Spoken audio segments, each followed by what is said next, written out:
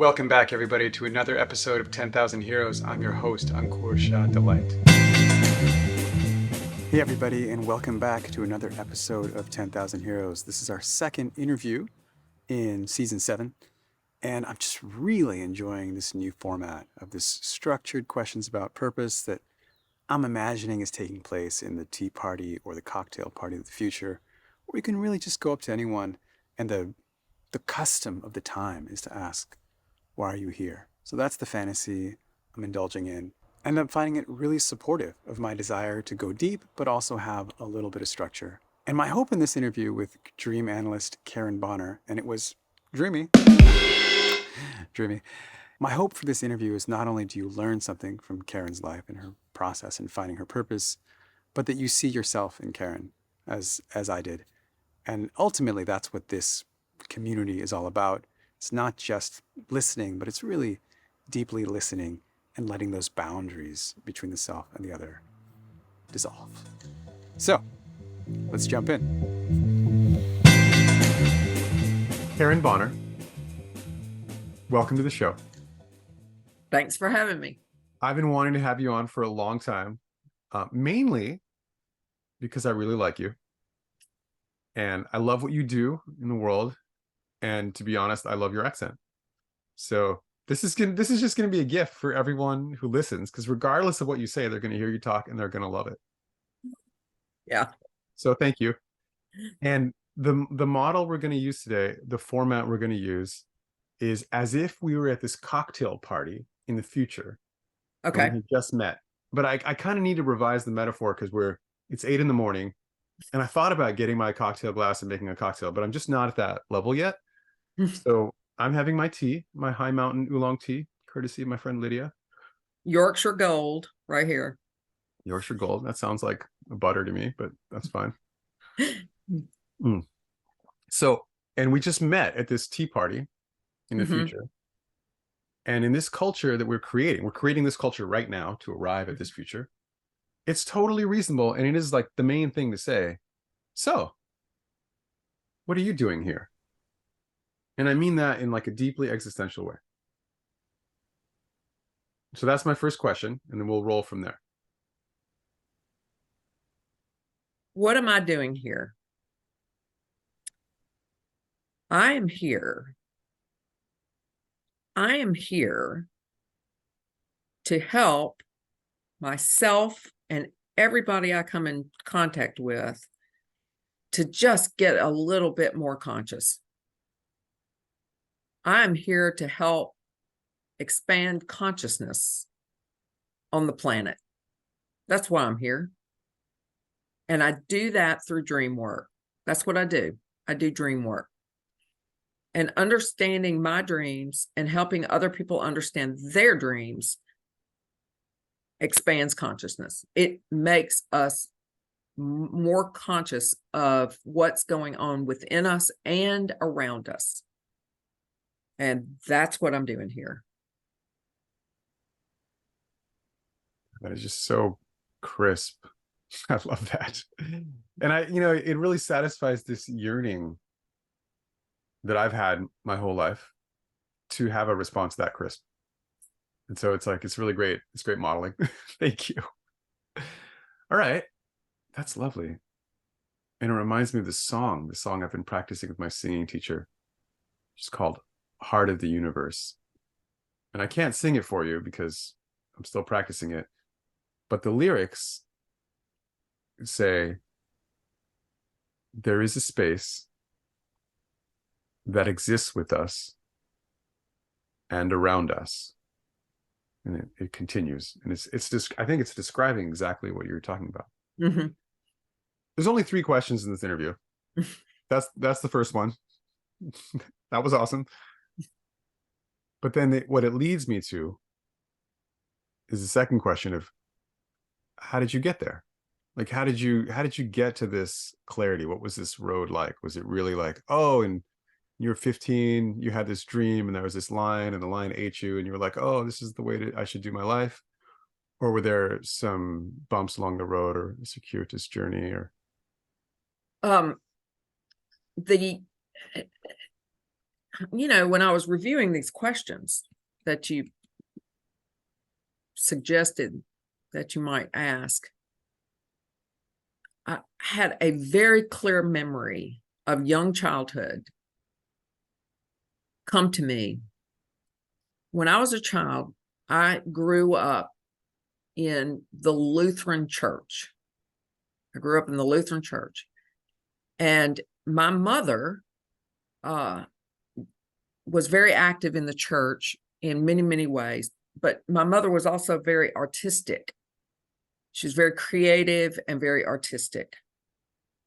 And she used to make symbolic Christmas ornaments for the church to decorate the church at Christmas time. But they had to have some religious significance. They couldn't just be random Christmas decorations from the store. So she made them. She made them, and they had symbolic significance. And she had a little book that she referred to for these Christmas ornaments and what they meant. And that little symbol book, it was a book of symbols. That little symbol book was so fascinating to me as a kid that it almost was like learning a language and unlocking a language. It was almost like learning to read, because all of a sudden I could look around our church or any church or a piece of art, for instance, and understand the symbolism of it, understand the other meaning of it behind what was literal. And this is especially true, for instance, in periods of Western art, like the Renaissance or the Baroque period of art. And so later on in my childhood, I used to pore over art books. I have so many art books right now in my home that I collected over time. And now, of course, nobody wants them. I can't make my children take them, but I pored over these art books and this understanding that there are messages there that are more than the literal picture that is being presented, that there's more to it. It's deeper, it's more. Okay, I need an example. So imagine there's some sort of painting. I'm thinking like a El Greco, is that the guy's name, with like the really long faces, and maybe there's like some kind of dark swirling on one side and somebody's got like a falcon on his shoulder or something. That's the kind of thing you're talking about. You're looking at the art books and you're looking at the falcon, you're like, oh, the falcon means something. Yes. And back up. Yeah, El Greco. He was a little out there, wasn't he? Oh yeah. Or we can think of Da Vinci, we can think of Michelangelo, we can think of Raphael, we can think of any of these artists, and every single thing they put in the picture means something. Every single thing, every flower, every animal, everything in the background is a reference to something that gives you the whole picture. There's nothing wasted. There's no detail wasted in that picture. Nothing's random. The artist was extremely purposeful in submitting a message to you, and each of these details is part of that message. Okay? Our dreams are exactly the same way. No detail in a dream is insignificant. They all have meaning. But back to this symbolism business. Yes, that's exactly what I'm talking about. That if there's some animal in the foreground, there is some symbolism there. If there's a snake winding around a tree in the background, yeah, pay attention. So this was fascinating to me. I loved unlocking the secrets of the symbols. Loved it. I remember staring at the stained glass windows in my church growing up and knowing what that stuff meant. Knowing that there was a picture, for instance, in the stained glass window of a pelican and it appeared to be eating out its own heart to feed its babies. Well, that is a very ancient symbol in Christianity of sacrifice, of self-sacrifice, right? But it's even more than that. There's an idea also of sacrificing an aspect of ourselves so that some new thing can come about. I mean, there's levels and levels and levels that are found in art, but also in our dreams. So loved all that. Just Okay. fascinated with that. I need to ask a Christian about that. Maybe this is probably an obvious question that everyone will think of. But for me, what comes to mind, especially as a guy of Indian descent, is are the meaning, like in this book that you got, are the meanings of those symbols some kind of like interpersonal coherence? Like we developed a shared vocabulary as humans, or as like Western culture or Eastern culture or the South, Mhm. you know, where you Mhm. live, Yep. over time. Yes. And those are like reference points that have been strengthened, and they're like a cultural inheritance where the reason you think the lion means this is because your grandfather thought the lion meant this, and it's not necessarily the same as what someone would think the lion means in, you know, Liberia or in Correct. Gujarat in India or Thailand, or is it Correct. some kind of deeper part of humanity that's like everyone has the same reaction to the lion? Both and. It's a both and. There's a cultural level of meaning, but if we drill all the way to the bottom, Carl Jung said there is a ground of being, so to speak, that all humans share. So he called it the collective unconscious. That's what he called it. That contains these basic human patterns of behavior and thought that are inherited through the millennium, that are part of our human inheritance, colored by, on another level, where on the planet we were born and in what time on the planet we were born. And so, yes, both and. There's a basic level, there's a cultural level, there's a geographical level. You're absolutely correct. What snakes mean in Western Christian culture is very different from what snakes mean in other parts of the world, where they represent wisdom and power and regeneration and all those things. In Western culture, unfortunately, Garden of Eden, blah, blah. The devil. That's a good example. So with the snake, you were like, okay, culturally it means these different things, but on what he's saying, the collective unconscious level, it also means something that's the same to people all over the world. Well, it's such a powerful symbol that it hits us all at a very basic level. Now, how we interpret how that got hit, what the hit is, right? We have a response to a snake. We just do. And depending on our culture, our background, and our own personal experience with snakes. Did they scare the living daylights out of us, or did we keep one as a pet? Yeah. That goes in there too. So these are these levels, and that's what I'm talking about. If people are paying attention to some of this stuff, then just you and I talking about it has already expanded our consciousness to understand that this very powerful symbol means more than I thought it did. And so now we can't go back to thinking it's just this. Now it's this. So consciousness expanded even by a millimeter. Just so okay. So then my religious and cultural upbringing around the age of 12 ceased to make sense to me. So there I was, a little girl going to Lutheran church and Lutheran Sunday school and all the things that Western Christianity, especially here in the Deep South, although the prevailing tone here in the Deep South is Southern Baptist. I wasn't part of that, but still that was in the ether, if you will. But somewhere around the age of 12, that ceased to make sense to me. All of it did. None of it did. None of it made sense to me anymore. I couldn't square the circle. Yeah.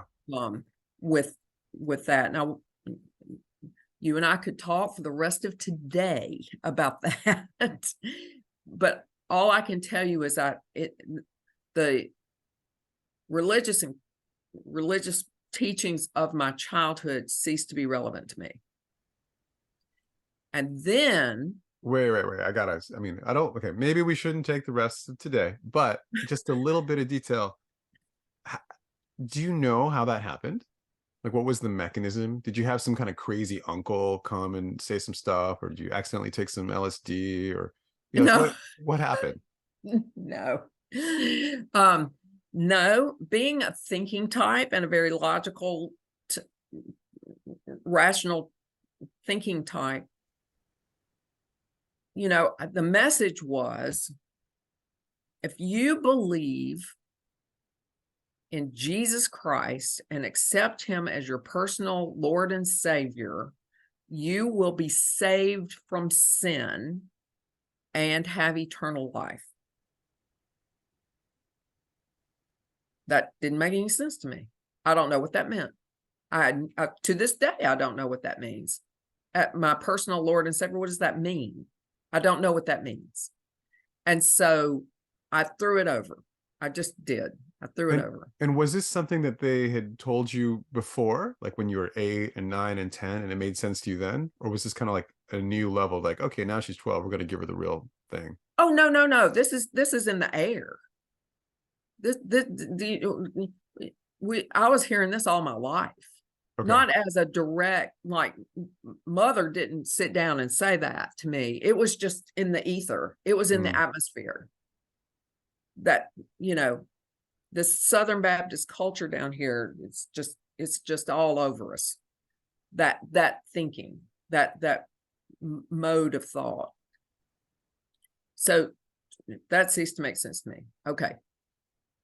Then when I was 14, I read 3 books in the space of about, oh, this is going to be good, 6 months. Read 3 books. One book was Franny and Zooey by J.D. Salinger.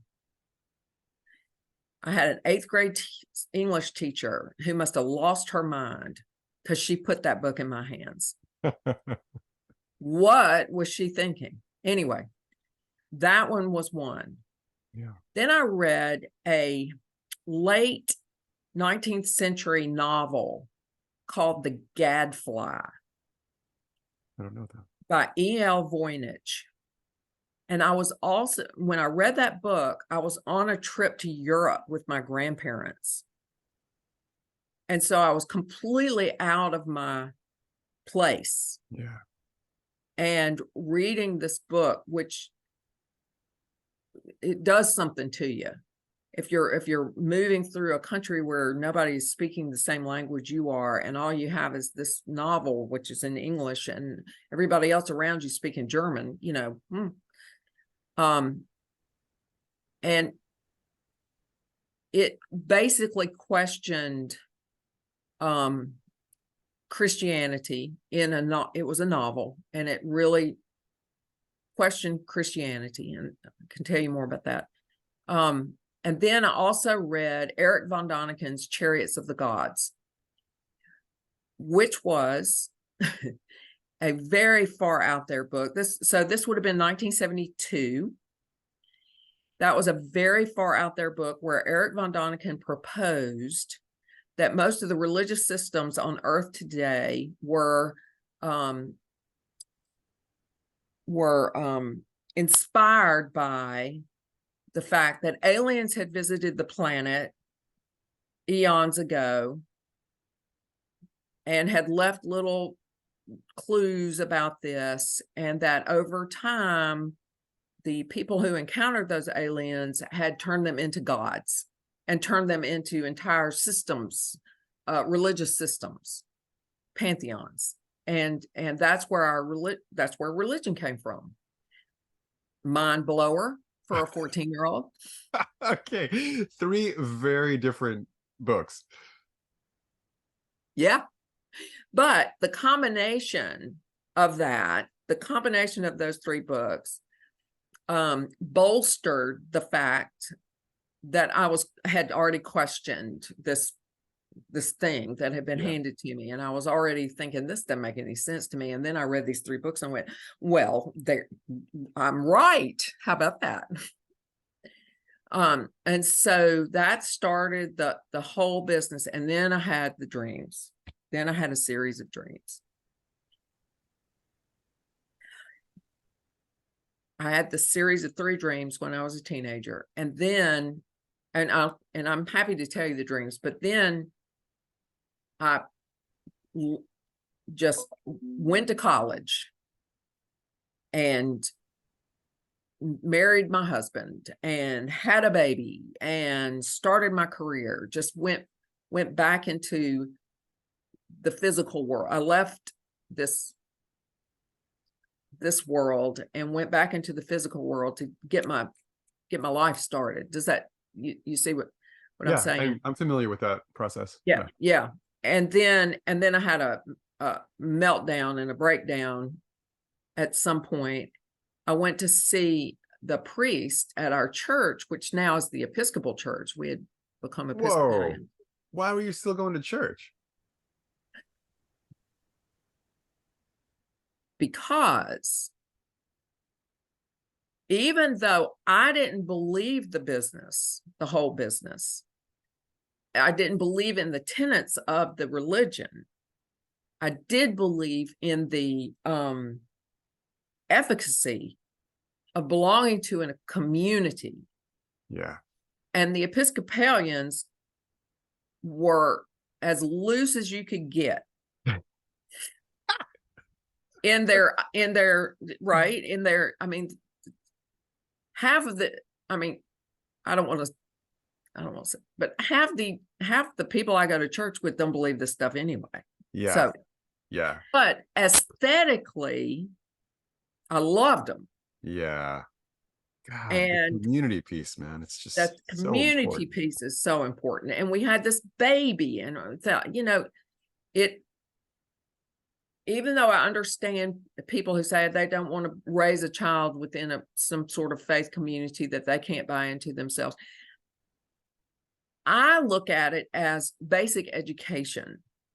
If we're going to live in this community, you better have a basic understanding of Bible stories, because people are going to, it's part of education. It's as much an educational issue. And that's how I sold my son, who, by the way, thinks like I do, on taking his family to church also. So these babies need a basic education in this world in order to be well-rounded, educated people. You just do. Okay. So yeah, I went to my priest about all this stuff, and he said, "Are you dreaming?" And I said, "Boy, am I." And he said, "Great, start writing down your dreams and come see me every week." And I did that for 2 years. Whoa. Yep. Yeah.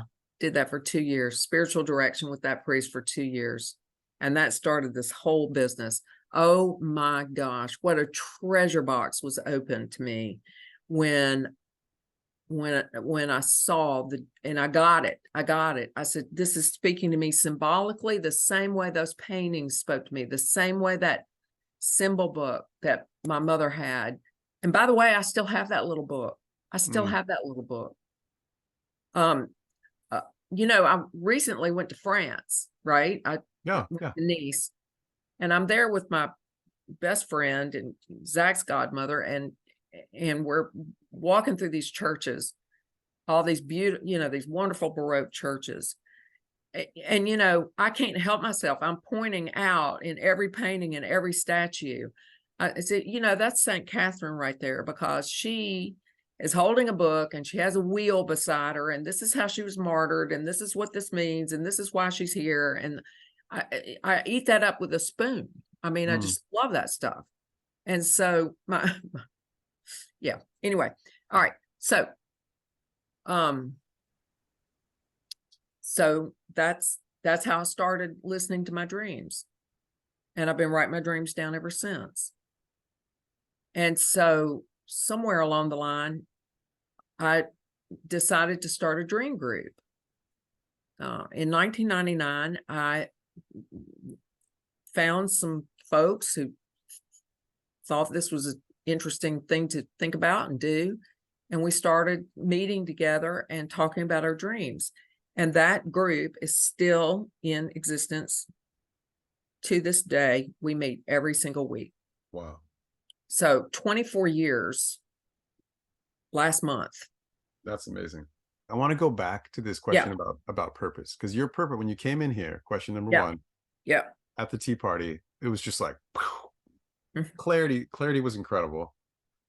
As I hear your story, I mean, so far in the story you told, you have not gotten to that clarity. So like, what was your sense of purpose? I'm curious about the evolution. What was your sense of purpose during this like heavily householder phase? Like before you did the spiritual direction with the priests, what was it then? Listen, that was only a year or two. I mean, I was married, had this little baby, lost my mind, went to the priest. Oh, immediately. Okay. Yeah. I thought it was like 12 years or something. No. So there was that, but then there was a period for longer than 12 years. So in 1999, I guess Zach was in high school. He started driving. There it is. He'd started driving. And so he wasn't as dependent on me anymore. And that's when I started but I spent those 16 years absorbing. I read every book I could get my hands on. So that whole time you knew you were into the dream thing. That was, yes. You knew that already. Yeah. So was it from the spiritual direction work with the priest, or when did this become clear that this was you were here to develop consciousness through the dreams? Not until later. I was in this householder phase on the outside, but I was in this, I'm reading everything I could get my hands on that's going on underneath here. So on the outside, I'm in the luggage and leather goods business. I'm selling suitcases for a living. I have retail stores. That's what I'm doing. Really? Yeah. My family owned retail luggage and leather goods stores all across the South. We had all these stores. And so this was my daytime job with all of its cares and anxieties and triumphs, and going to merchandise shows and conventions where we talk about business all the time and what we're going to sell and things like that. That was all up here. But underneath that, I was reading Joseph Campbell's The Mask of God. I was reading Jung. I was reading Jung's disciples. I was reading Robert Johnson and John Sanford and all the people that, and this was deeply meaningful to me stuff, just eating it with a spoon, everything. During those years, obviously we didn't have YouTube. Now my son is watching every YouTube video about this stuff. He's in the phase that I was in at the same age. Yeah. So somewhere in there, that when I started that dream group, that's when I said, this is, I need to, I not that I want to or need to, I am going to tell people about this. People need to know this. This is so damned important. People need to know this stuff. And that's how that dream group started.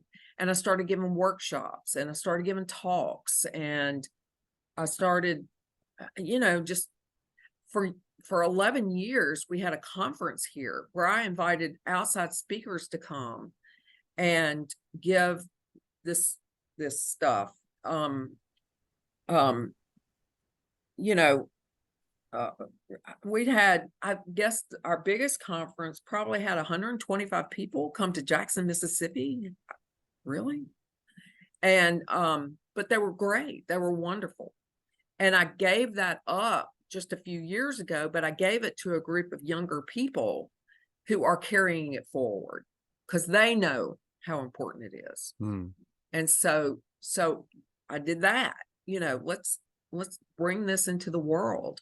I started going to a conference in North Carolina every May, about this work, about this deep depth work that is informed by dreams. And then about the time Zach was a junior in high school, so I could see that his graduation and his leaving home on the horizon, I told Jeff, I said, my husband Jeff, I can't sell suitcases anymore. Can't do it. I'm done selling suitcases. And Family this business. is like a classic time in a person's life to make like a major like take the next level. It's like, I don't have these responsibilities anymore. Right. I have more independence. Right. I'm gonna burn something down and build something new. Yeah. Now, this was a family business. And the truth of the matter is that first half of life in the luggage business with my family was my father's vision.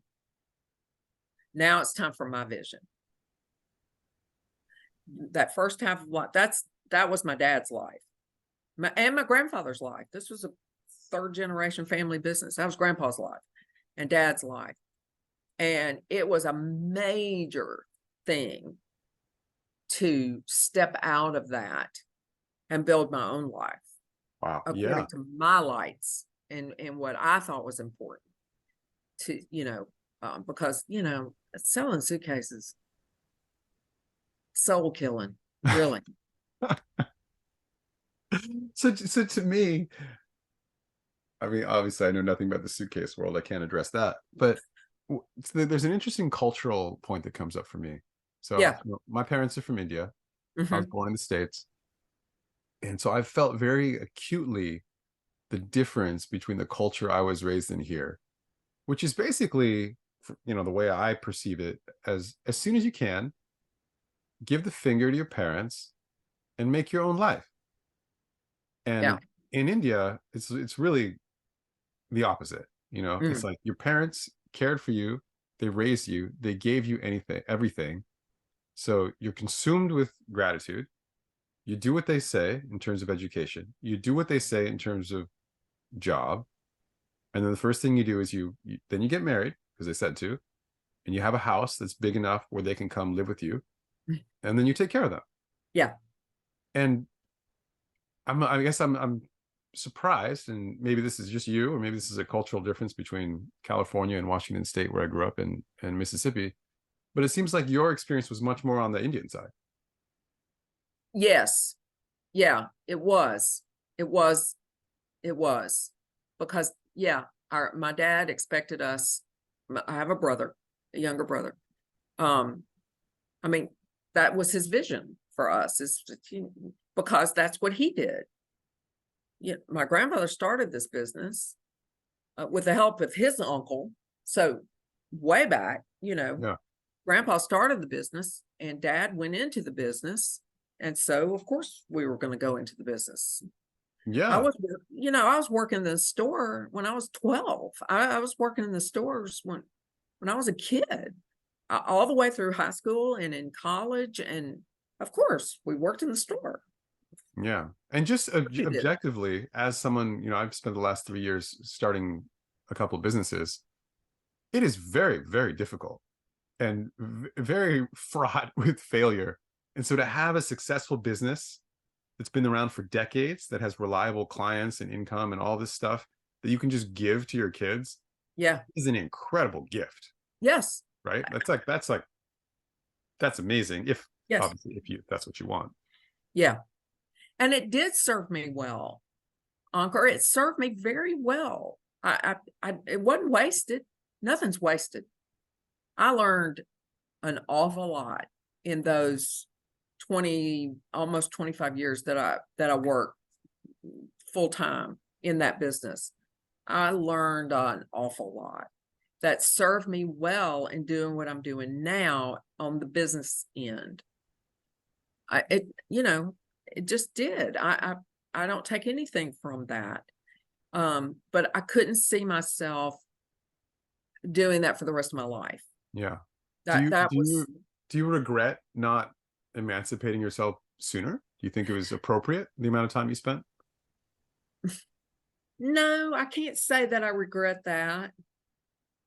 I do remember the year before I left the business, like making my bed up every morning. I'd be in there making the bed. I remember this very clearly, making up the bed every morning and thinking, can I do this one more day? Can I do this one more day? But I had committed to Jeff to get Zach to college. When Zach goes, do what you want. And I thought that was reasonable. And I said, yes, that's what I'll do. And that's what I did. Yeah.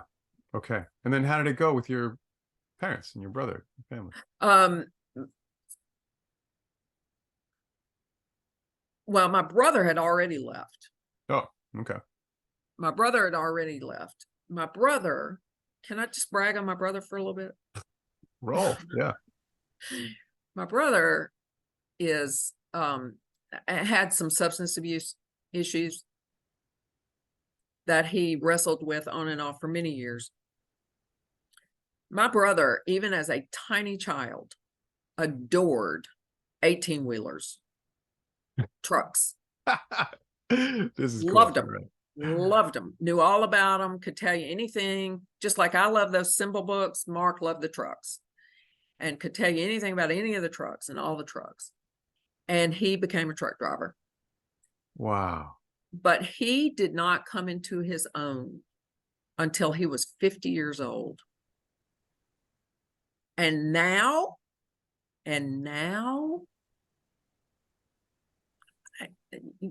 he is my dear, dear brother and friend.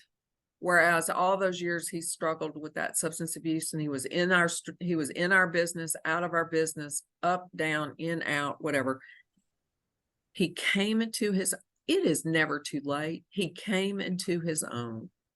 He is doing great. And he is the funniest human being I know, period. He is so good and so funny, and he's a sweetheart. So Thank you. Thanks for sharing about Mark. yeah, That's awesome. he's a good guy. He really is. Yeah. Yeah. So anyway, that's when it became clearer and clearer and clearer. When I realized I didn't want to sell suitcases anymore, the question immediately arose, all right then, dear, what do you want to do? Where is your energy? And my energy was in that dream group. In that dream group. That's what gave me energy. That's what meant something to me. Every time one of those women in that group, and it ended up being all women, every time one of those women in that group would have some aha moment or a realization of some sort or put something together. I remember the first time a woman in that group made a major life change for the better based on a dream. Holy moly. Oh, now, I wasn't a therapist then. We were just getting together and having dream group. And this woman had this realization. She changed significant things in her life. I'm not at liberty to tell you what they were, but oh my goodness. And it was all for the good. And she will tell you that to this day. And I remember that dream. I remember the dream she had and what it was saying to her, and she got it. And then so my own dreams led me to this as well. I had some very powerful dreams, and I started thinking about, all right, if I want to do this for a living, if I want to get up every day and do this for a living, how does that look?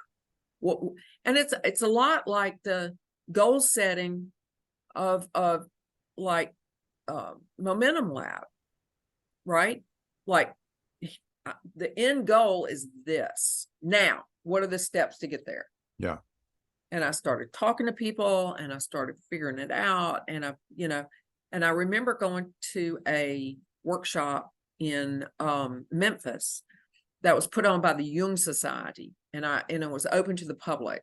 And I went up there, and I'm hanging around, and I said, well, what do I have to do to be a Jungian analyst?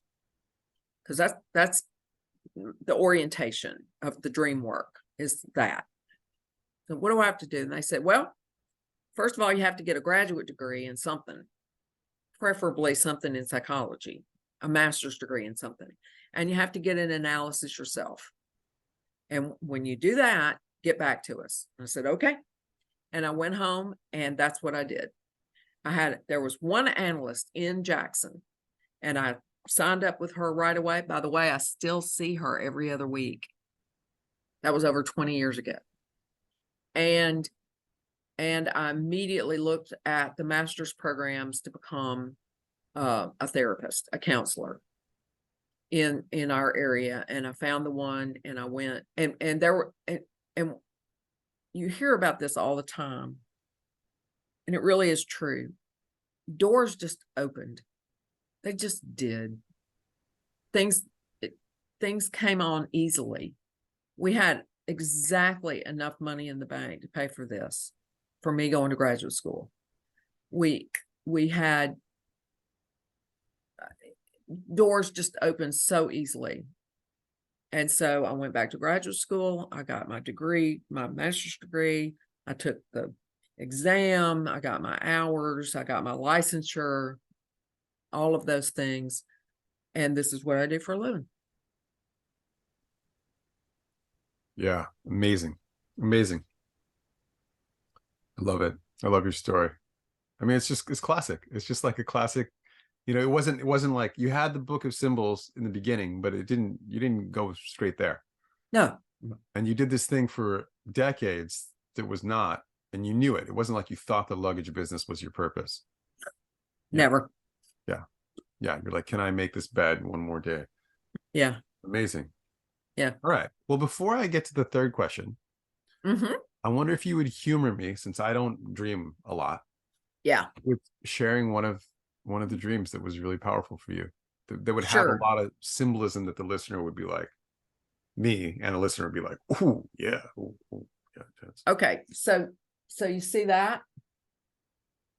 Yes, I see some eggs. Yeah. Two eggs that are whole and one egg, or two eggs that are broken. Yeah. So here are the dreams that I had as a teenager. Now, this was as a teenager. And this was after I threw over, generally accepted notions of Christianity. Yeah. Okay. Yeah. I have to tell you though, I've come to think about the Christian myth, and I use that word advisedly, the Christian myth in a psychological way, and therefore I can participate. I can go to church. I can participate because I think about it differently than the literal sense. It's a psychological, it informs, it's different. And I can make the case for any and every religious system around the world and through time. Me too. It's a nice place to be. It's a wonderful place to be. Yeah. But there's you can, just so much like animosity and antagonism yeah, that I don't need anymore. yeah, It's nice. yeah. So when I was a kid and I was thinking about these, all of these things and doing all this, I had a dream in which God came to me, like back here somewhere, and said, I'm going to tell you everything you need to know. I'm going to tell you what you're looking for. I'm going to tell you. And I said, great. And I picked up a pen in the dream and started writing as hard and as fast as I could. I was taking it all down, taking it all down, taking it all down. I woke up and, of course, could not tell you any of that. But when I woke up, my hand was cramped. My hand was cramped from writing. It was like, so that was the first dream. And did you actually write? No. No, it's in the dream. It's all in the dream. Then I had the next dream, and this is the dream that made my priest kind of back up on me. I think I scared him. So the dream was this. In my dream, I am the Virgin Mary. And you have really good characters in your dreams. Yeah. And God, the Virgin Mary. This is amazing. Yeah. And I am dressed in long blue flowing robes, like you see her represented in every Christmas card ever. Joseph is with me. He's dressed in brown, like he's supposed to be, like in every Christmas card you've ever seen ever. He's with me. But we are in an ultra modern doctor's office. Like he's taking me for my prenatal checkup. Oh man, this is so good. And not only that, but the ultra modern doctor's office is round. And the waiting area is on the outside. And the examination rooms are on the inside of this circle. And that was it. That was it. So I had that dream. You can understand why my priest was going, So they're really like scenes. Like you could almost just paint them more than yeah. movies. Yeah. So the last dream was, once again, God has come and he's telling me something from back here. And he said, all right, this time I'm going to show. Well, the feeling was, this time I'm going to show you. And even as this is being communicated to me, I see, and I have like a zoom. It's like a zoom in the dream where I'm way back here and there's something in the distance and I'm zooming close to it. And when I get up close, it is an egg shell cracked open and empty. And there it is. That's it.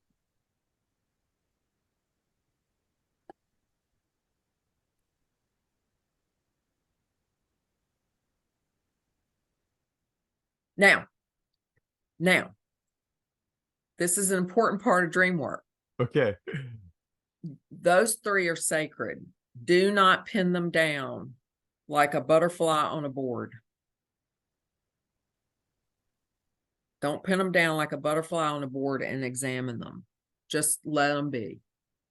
Some dreams are like that. Some dreams are like that. Other dreams invite you to come and, examine them. But those three, no. Those are sacred dreams. And they only require honoring. That's all they require is honoring. And so here, I've honored that dream.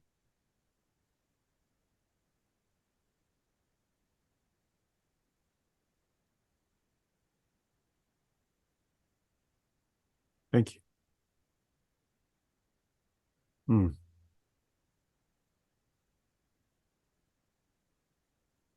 Okay. Question number 3. Yeah. So my goal with this podcast is it's like an experiment in community building. Yeah. So like you, I've recognized that community is an incredibly important part of our lives. And I actually don't I don't think we can have a really enduring and defined sense of meaning and purpose without it. I think the purpose comes from our relationship to a larger context. And maybe it's like a collective unconscious larger context, or all of humanity, or divine, or maybe it's just a group of friends that we serve and can reflect with and are with. Mm-hmm. And so I totally understand why, you know, the religious communities are some of the oldest communities, and they have really great traditions. And I totally Mm-hmm. understand why that part of your story, why you would stay with it, even if you didn't believe it intellectually. So what I'm trying to create here is a community out of this podcast, not like a one-to-many dissemination thing, but like, hey, we're inviting Karen into our living room. Everyone's chilling with Karen in the living room. It's helping everybody get stronger because we've all had the same conversation with Karen. We're all part of this. And naturally out of this, people are going to be like, well, I'm inspired by Karen. I want to support Karen. What can I do to, if there's anything I can do to help Karen in her journey, I'd like to do it. Everyone's at different points. You know, it's not like everyone has a huge amount of time or resources, but maybe some people do. Mm-hmm. So what, the step is like, what would be helpful for you in your journey right now that maybe some of us could help with? Please tell me your dreams.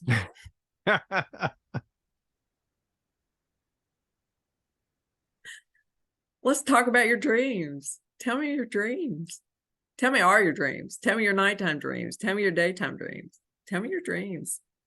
Because that's just what you love. Uh-huh. Yeah. Please tell me your dreams. Right. And we're working on, I'm working on helping you start a podcast. Yeah. And that it's connected to that. Do you want to say a few words about that? How exactly someone telling you their dreams will be helpful for you also, not only just fulfilling your mission, but in building this project. Right. So the idea is that to do what I do all the time, every day, to do it in the form of a podcast in such a way that I demonstrate over and over and over again how to approach the images that come up in dreams, and help people reflect on those images for themselves. It's easy. It's awfully easy. And I make people who come to my workshop raise their hand and promise that they will not do this. It is easy to reach for a symbol book. It's easy to Google, what does it mean when I dream of an elephant? It's super easy to do that. We want that instant gratification of that. Perhaps there's some value in that. On the other hand, I would invite everybody to think about doing something deeper, doing something within themselves, inside themselves. Often a scary place to go. But that is how we become more conscious.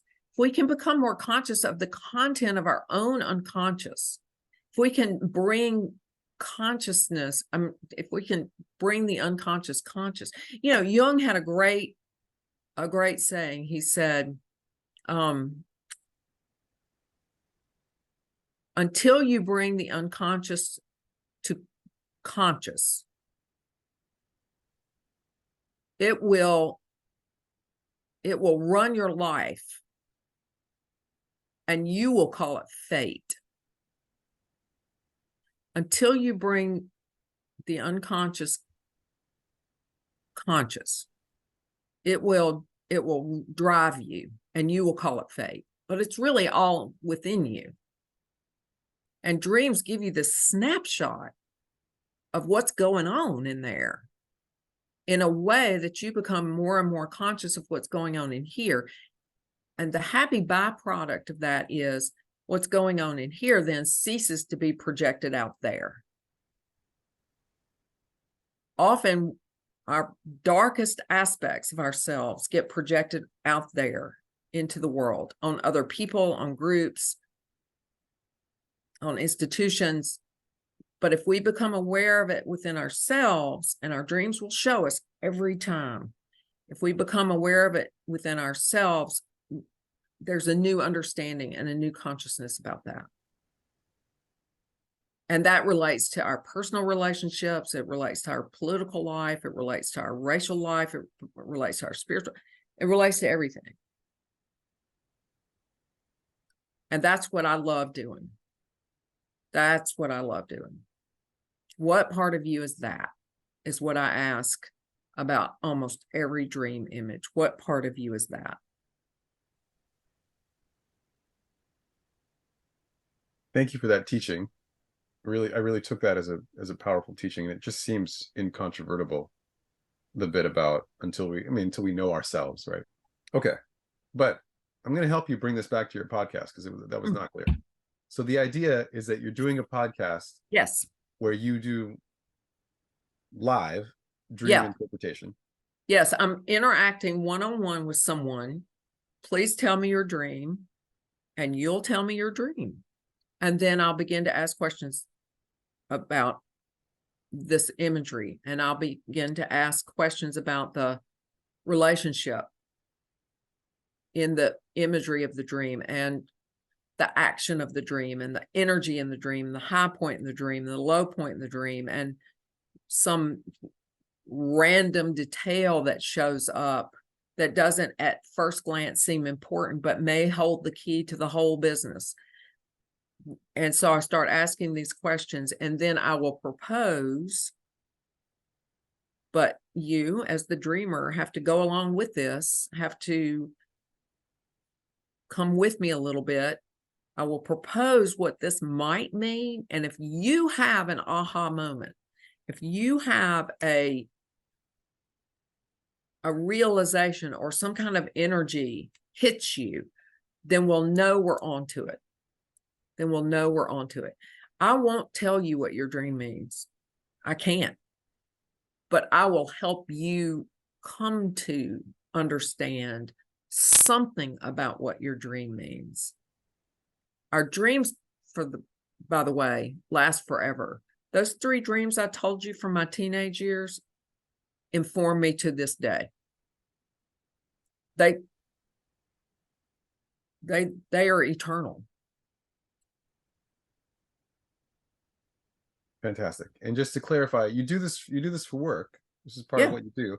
Yeah. But what you're offering here is like, hey, I want to start this show.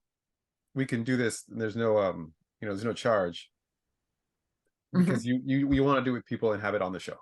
So if people are like willing to be on the show, then it's like, let's just do this. Yeah, let's do this thing. Yeah. Kind of exciting to think about. Yeah. Yeah. Awesome. Yeah. So once in a while, our local public television, public radio, public television folks here, Mississippi Public Broadcasting, they have a show, it's on the radio part, and they invite me on there, and it's a call-in show, and we do this thing. Yeah. Awesome. And it's always the coolest. It really is always the coolest thing. People get it. It's fantastic. It's fantastic, Karen. Thank you. My pleasure. Yeah, thank you for sharing so much about your life and your journey. Thank you. It's my pleasure. That's fun.